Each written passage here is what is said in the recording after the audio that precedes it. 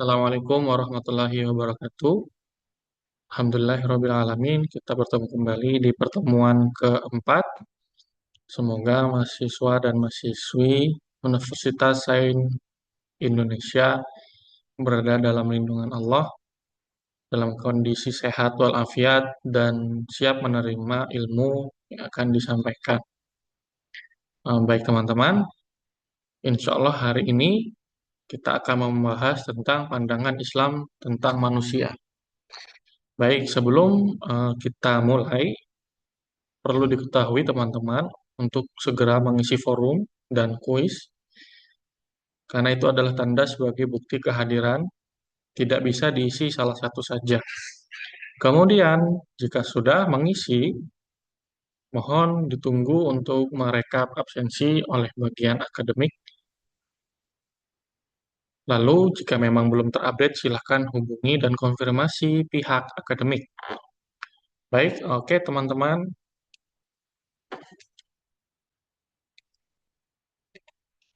Ya, pertama perlu kita ketahui bahwa beberapa pakar menuliskan teori tentang manusia, pertama psikoanalitik. Pandangan psikoanalitik meyakini bahwa hakikat manusia digerakkan oleh dorongan-dorongan dari dalam dirinya yang bersifat instingtif, bisa dikatakan naluri mungkin. Karena dorongan inilah tingkah laku manusia diatur dan dikontrol oleh kekuatan psikologis manusia. Maka keseimbangan psikologis di sini menjadi penting. Al-Quran sudah menuliskan bahwa manusia itu memiliki nafas. Nafsul lawamah diistilahkan sebagai nafsu yang terombang-ambing atau tidak konsisten. Bisa jika dalam kondisi positif, maka perilakunya menjadi baik. Jika psikologinya dalam kondisi negatif atau psikisnya kondisi yang bad mood, akan berbuah pada perilaku yang negatif pula. Kemudian dari segi perspektif humanis menyatakan bahwa manusia memiliki dorongan dari dalam dirinya untuk mengarahkan dirinya mencapai tujuan positif. Teori ini menganggap manusia itu rasional dan dapat menentukan nasibnya sendiri. Peran ini membuat dapat menjadikan manusia untuk terus berubah. Tentu, kalau kita sangkut pautkan kepada Al-Quran, banyak di antara ayat itu di akhiran ayat menyatakan afala ta'qilun, apakah engkau tidak berpikir? Kemudian di sana juga dituliskan ulul albab, orang-orang yang berpikir atau orang-orang yang merenung atas sebuah kejadian. Maka sudah seyogyanya bahwa manusia itu merasa menjadi lebih baik atau manusia yang sempurna disebut sebagai insan kamil apabila hari ini itu lebih baik daripada hari kemarin, sedangkan besok lebih baik daripada hari ini dari segi hal-hal positif yang diperoleh dan yang diperbuat. Kemudian pandangan Martin Buber menyatakan bahwa manusia menurutnya adalah sebuah keberadaan yang memiliki potensi, namun dibatasi oleh keberlangsungan kemestaan alam. Namun, keterbatasan ini tidak dapat diprediksi karena keterbatasan ini bersifat faktual.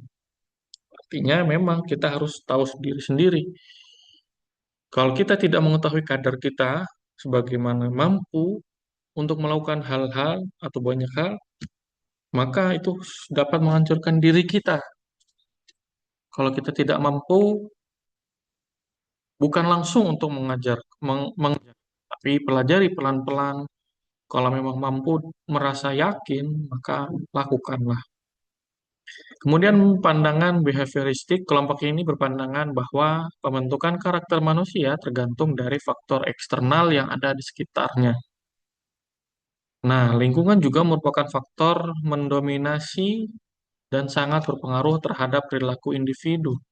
Kalau teman-teman membaca tentang teori yang menyatakan eh, perbuatan manusia dipengaruhi oleh faktor lingkungan yang berhubungan dengan respon stimulus tersebut merupakan yang datang dari manusia atau dari lingkungan luar selain diri kita, maka teman-teman pasti memahami bahwa teori tersebut menyatakan bahkan mengaku bahwa manusia itu dapat melakukan hal-hal yang secara positif, secara otomatis, tapi itu didasari oleh stimulus yang berulang dan respon yang ditimbulkan. Jadi teman-teman coba baca tentang teori tersebut, tentang teori stimulus respon yang dituliskan oleh B.F. Skinner. Kemudian dari beberapa penjelasan di atas, memiliki kesimpulan pada dasarnya manusia memiliki energi yang dapat menggerakkan hidupnya. Kemudian dalam diri manusia ada fungsi yang bersifat rasional yang bertanggung jawab atas tingkah laku dari segi intelektual dan sosial individu.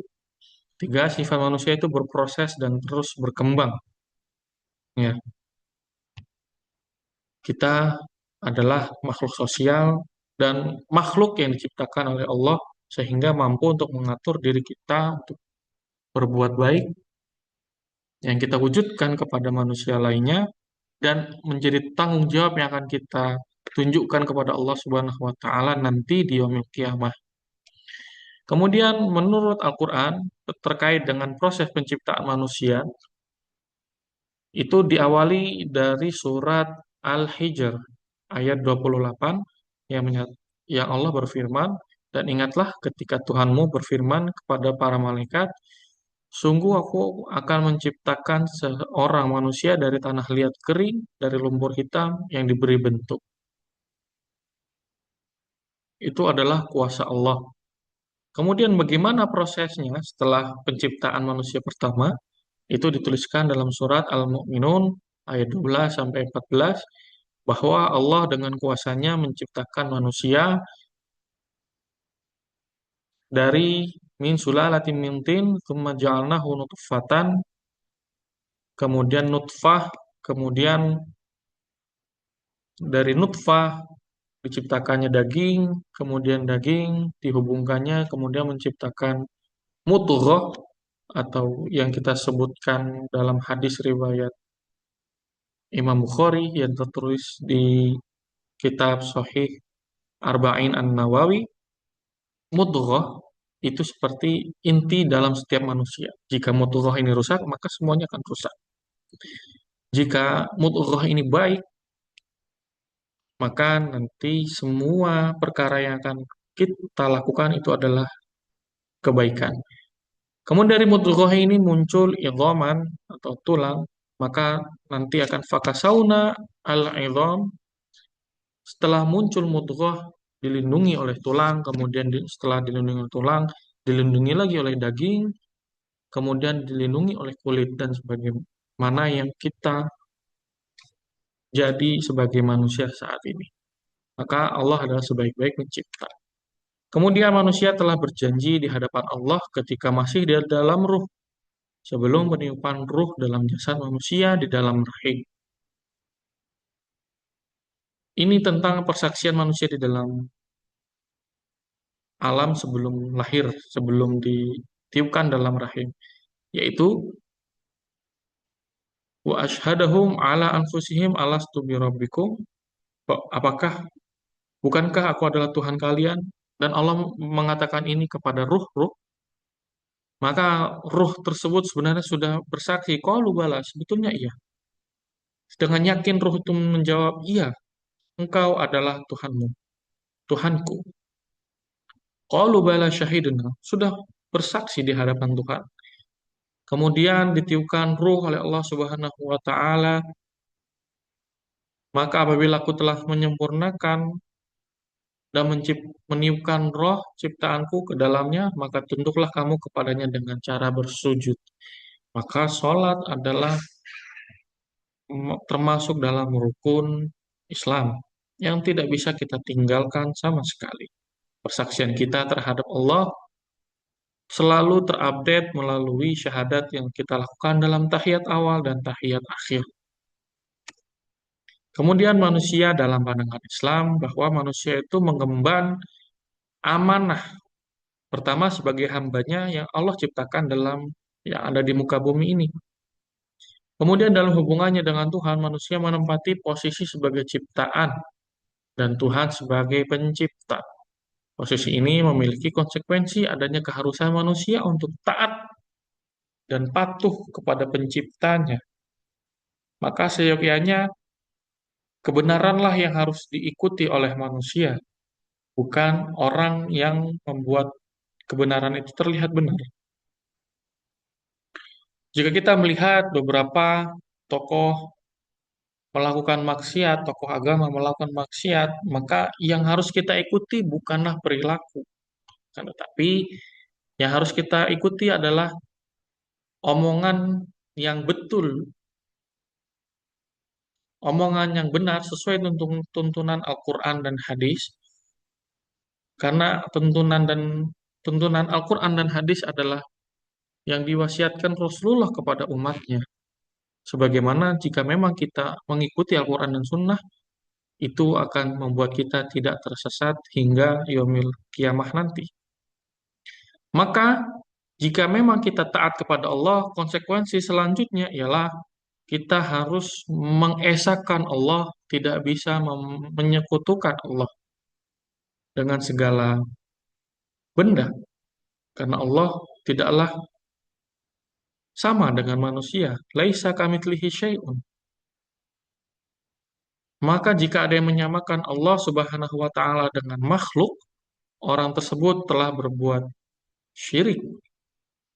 Bahkan meyakini bahwa benda tersebut memiliki kekuatan selain kekuatan yang diberikan oleh Allah, maka disebut sudah menjadi musyrik. Dan ini sudah termasuk kezaliman terbesar yang ada di sisi Allah tentunya.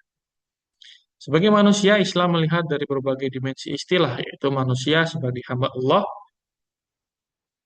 Allah untuk beribadah, kita niatkan pekerjaan kita untuk beribadah, dan lain sebagainya. Bahkan beribadah pun kita niatkan kepada Allah Subhanahu wa Ta'ala. Kemudian manusia sebagai anas. Pemahaman ini mengacu pada status manusia dalam kaitannya dengan lingkungan masyarakat di sekitarnya. Berdasarkan fitrahnya, manusia memang makhluk sosial. Dalam hidupnya manusia membutuhkan pasangan, membutuhkan teman, membutuhkan sohib untuk menolong, mengenal, memberikan respon, dan lain sebagainya. Tidak bisa manusia itu hidup sendiri. Sebagaimana Allah Ta'ala berfirman dalam surat An-Nisa ayat pertama. Allah menekankan, Innallaha kana 'alaikum raqiba. Sesungguhnya kita ini diciptakan itu untuk saling mendekatkan. Ya.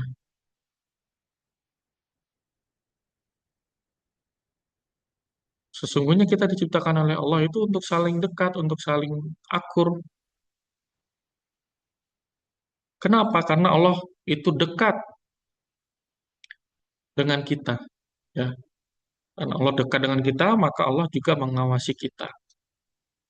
Kemudian manusia sebagai khalifah di muka bumi, setiap dari kita adalah khalifah bagi lingkungan kita, setiap diri kita adalah khalifah bagi diri kita.